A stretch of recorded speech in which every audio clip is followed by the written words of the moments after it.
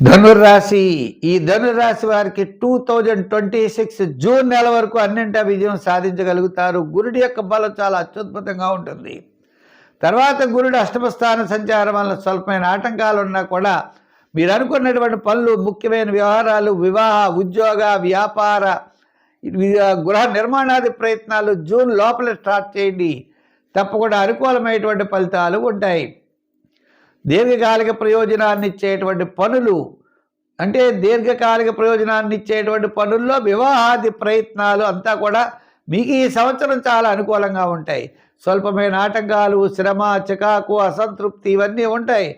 ఉన్నప్పటికీ కూడా గురుడి యొక్క బలం ద్వారా మీరు విజయం సాధించగలుగుతారు. మరి తర్వాత జూన్ టు డిసెంబర్ అన్నింటా కూడా జాగ్రత్తలు తీసుకోవాలి.